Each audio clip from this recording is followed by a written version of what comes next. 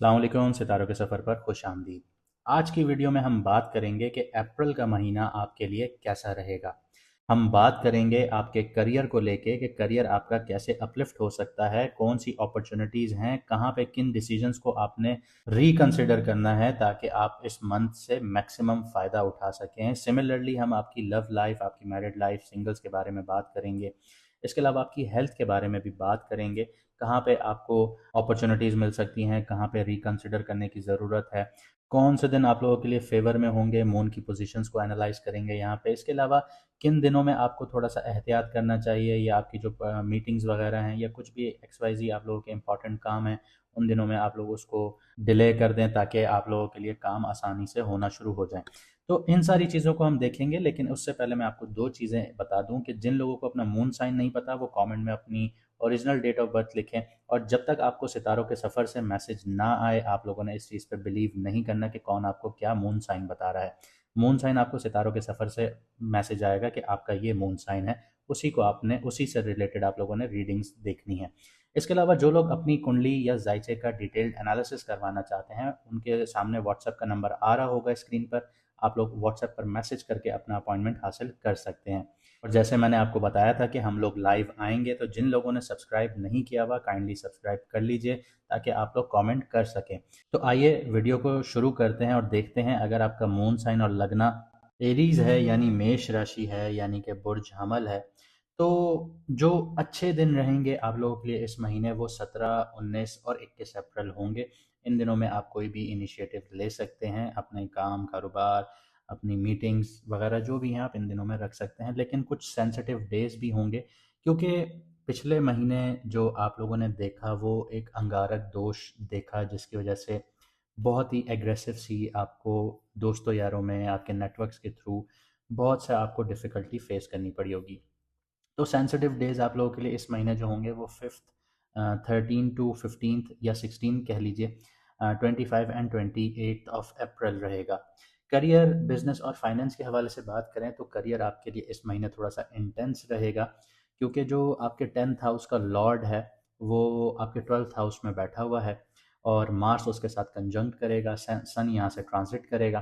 तो ये कॉम्बिनेशन जो है ये आपको हिडन एफर्ट्स, आपके जो बैकएंड्स पे जो काम चल रहे होंगे, फॉरेन से रिलेटेड जो चल रहे होंगे, या फिर आपके जो रिमोट काम होंगे, फ्रीलांसिंग वगैरह है, उनमें आपके कनेक्शंस को स्ट्रॉन्ग बनाएगा। लेकिन सैटर्न जो है वो उत्तर भद्रपड़ा नक्षत्र में है, जो कि यहाँ पे सब्र भी मांगता है और यहाँ पे डिलेज भी देता है। और मार्स के साथ यहाँ पे जब कंजंक्शन होगी 10th ऑफ अप्रैल के बाद, तो यहाँ पे सडन स्ट्रेस और वर्कलोड स्पाइक हो सकता है आप लोगों का। यहाँ पे आप लोगों को बीपी से रिलेटेड भी इश्यूज आ सकते हैं, तो थोड़ा एहतियात करना है आप लोगों ने। आपको लग सकता है कि मेहनत ज़्यादा हो रही है, रिकग्निशन कम मिल रही है। इसके बिल्कुल बरक्स जुपिटर जो है, जो बेनिफिक प्लैनेट है, अगर आपने जुपिटर की सीरीज़ देखी हो तो वो आपके 3rd हाउस में है, पुनर्वासु नक्षत्र में बैठा हुआ है। तो कम्युनिकेशन बेस्ड काम जो हो गए, फ्रीलांसिंग हो गई, मार्केटिंग हो गई, राइटिंग हो गई, या स्किल्स की ग्रोथ के लिए एक बहुत अच्छा टाइम पीरियड है आपके लिए।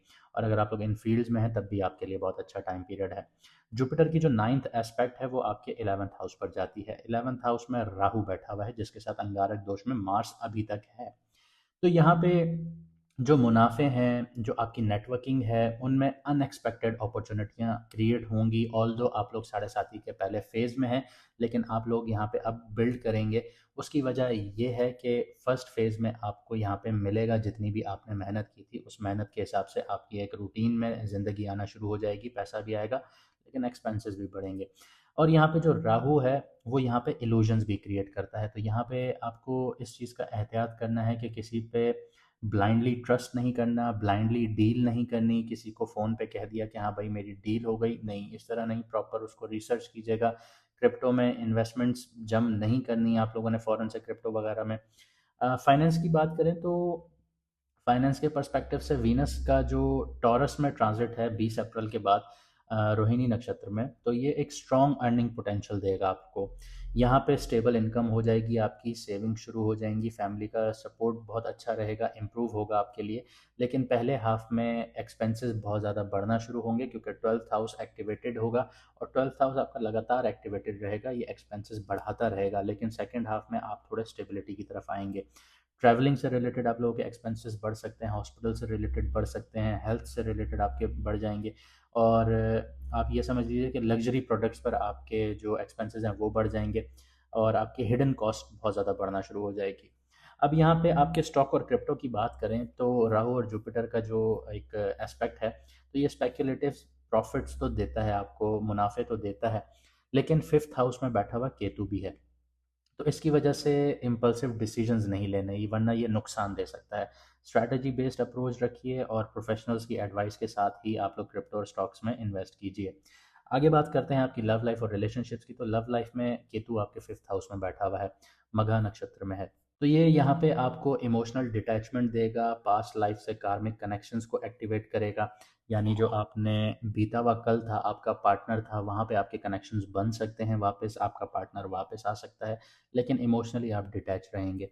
आप किसी रिलेशनशिप में होकर भी थोड़ा डिस्कनेक्ट फील करेंगे, स्पेशली 25 अप्रैल को जब मून लियो में होगा, केतु के साथ होगा, तो मिसअंडरस्टैंडिंग्स यहाँ पे बढ़ सकती हैं। सेवन्थ हाउस लिब्रा है, आपका शादी का घर है, और 10 अप्रैल के बाद मार्स जो है वो 7वीं नज़र से लिब्रा को देखेगा, सैटर्न पहले से ही देख रहा है, और सन फिलहाल देख रहा है, मिड ऑफ मंथ देखता रहेगा सन आपके सेवन्थ हाउस को। तो ये रिलेशनशिप्स में प्रेशर क्रिएट करेंगे, आर्ग्यूमेंट्स क्रिएट करेंगे, ईगो क्लैशेस देखने को मिल रहे होंगे, स्टिल देखने को भी मिल रहे होंगे क्योंकि सन भी बैठा हुआ है, और पाइसेस में मार्स और सैटर्न का जो कंजंक्शन होगा ये हिडन फ्रस्ट्रेशंस क्रिएट करेंगे, ये बिल्ड करेंगे। अचानक जो चीज़ें फटना शुरू होंगी, जैसे मैंने आपको एक चीज़ बताई थी कि जब चांद ग्रहण लगा था, तब मैंने आपको बताया था कि अचानक से इरप्शंस होंगी चीज़ों से रिलेटेड, आपको जंग भी देखने को मिलेगी, आपको हालात ख़राब देखने को मिलेंगे, आपको ये समझ लीजिए कि प्रोटेस्ट देखने को मिलेंगे। तो इसी तरह यहाँ पे आपको फ्रस्ट्रेशंस जो हैं आपकी, वो जो बिल्ड हुई हुई होंगी, वो बबल ब्रस्ट होगा अचानक से। तो इस चीज़ का आपने बहुत एहतियात करना है। यहाँ पे जो वीनस है वो एरीज़ में है, यानी आपके फर्स्ट हाउस में सेवन्थ हाउस को देख रहा है, और टॉरस में शिफ्ट होगा mid of the month after 20th of April। तो स्टेबिलिटी और इमोशनल वार्मथ यहाँ पे इम्प्रूव होगी। सिंगल्स के लिए अप्रैल का जो सेकंड हाफ है वो बेटर रहेगा, और सेकंड हाफ के बाद आपको रिलेटिव्स के थ्रू ही आपका जो लाइफ पार्टनर है वो मिल सकता है, स्पेशली 19 से 22 अप्रैल के बीच में।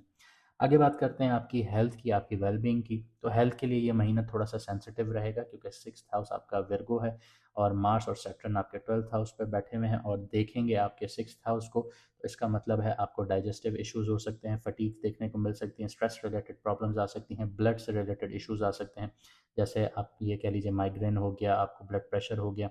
और जिनकी महादशा चल रही होगी मार्स की या सैटर्न की, तो इस टाइम पीरियड में आपको और ज़्यादा ख्याल रखना है क्योंकि ये सिवियर हो सकता है।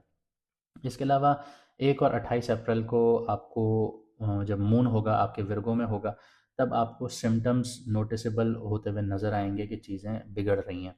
12th हाउस स्पाइसेस में हैवी प्लानिटरी कंजंक्शन है, यानी जो कि एक बहुत हार्श प्लैनेट, एक एग्रेसिव प्लैनेट, एक इनिशिएटर प्लैनेट।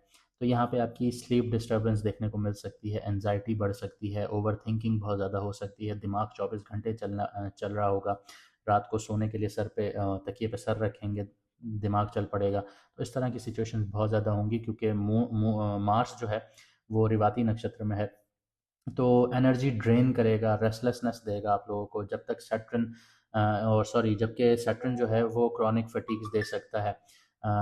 एट्थ हाउस जो है आपका स्कॉर्पियो है, मार्स उसका मालिक है, और मून यहाँ पे 5 अप्रैल को आएगा। तो सडन हेल्थ में अप्स एंड डाउन देखने को मिलेंगे, डिप्स देखने को मिल सकते हैं, इमोशनल ब्रेक डाउन देखने को मिल सकता है। आपको अपनी इम्यूनिटी और मेंटल पीस पर बहुत ज़्यादा काम करना होगा। तो अब मैं आपको बताता हूँ कि चैलेंजेस और अपॉर्चुनिटीज़ आप लोगों के लिए क्या हैं अप्रैल के महीने में। सबसे पहले चैलेंजेस की बात कर लेते हैं। जो सबसे पहला चैलेंज है वो आपके लिए हिडन स्ट्रेस है क्योंकि 12th हाउस जो है वो ओवरलोड हो रहा है। इसके अलावा रिलेशनशिप्स में कॉन्फ्लिक्ट्स देखने को मिल सकते हैं आप लोगों को, क्योंकि सैटर्न और मार्स की जो 7वीं नज़र होगी, दृष्टि होगी, वो आपके सिक्स्थ हाउस पर होगी, यानी कि आपके डेली वर्क लाइफ पर होगी। तो वो डेली जो आपका वर्क लाइफ होगा वो आपके रिलेशनशिप्स को ख़राब कर सकता है, क्योंकि आप बैलेंस मेंटेन नहीं कर पाएंगे। ओवर वर्क आप कर रहे होंगे, ओवरलोड हो जाएंगे इस चीज़ को लेके, तो आप अपने रिलेशनशिप को मेंटेन नहीं कर पाएंगे। सिमिलरली आपकी घर की ज़िंदगी पर भी अप्लाई होगा।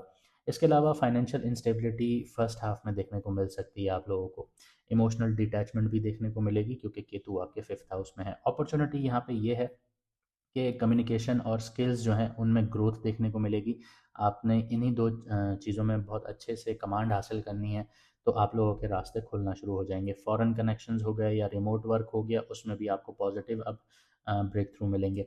इसके अलावा मंथ एंड में फाइनेंशियल स्टेबिलिटी भी देखने को मिलेगी, और सेल्फ अवेयरनेस और इनर हीलिंग भी आपकी स्टार्ट होगी। टाइम वाइज बात की जाए तो मिड अप्रैल यानी 13 टू 15 जो डेट्स होंगी वो सबसे हैवी फेज गुजरेगा आपका, और 17 टू 22 जो अप्रैल होगा उसमें ग्रोथ और क्लैरिटी आना शुरू हो जाएंगी। कुछ रेमेडीज़ की बात कर लेते हैं। तो डेली जर्नलिंग कीजिए ताकि आपके थॉट्स जो हैं वो क्लियर रहें। माइंडफुलनेस या डीप ब्रीदिंग प्रैक्टिसेस कीजिए, ये आपके लिए बहुत बेनिफिशियल हैं। अपनी नींद का साइकिल सही कीजिए, हाइड्रेशन मेंटेन कीजिए, किसी ज़रूरतमंद इंसान को खाना डोनेट करें, सदका करें, दान करें, ये सबसे अच्छी रेमेडी होती है। इसके अलावा अपना स्क्रीन टाइम और ओवर थिंकिंग को एक लिमिट में लेकर आएँ। अगर आप ये कह रहे हैं कि आपकी ओवर थिंकिंग रुकती नहीं है, तो आप लोगों को ग्राउंडिंग प्रैक्टिसेस करनी चाहिए, जर्नलिंग करनी चाहिए, ये आपके लिए सबसे बेहतर है। उम्मीद करता हूँ आपको वीडियो पसंद आई होगी और हमने सही गाइड किया होगा आपको। अगर आप लोग ये समझते हैं तो चैनल को सब्सक्राइब ज़रूर कीजिएगा, वीडियो को लाइक ज़रूर कीजिएगा और अपने दोस्तों के साथ शेयर ज़रूर कीजिएगा। मुझे दीजिए यहाँ से इजाज़त, मिलते हैं अगली वीडियो में सितारों के सफ़र पर।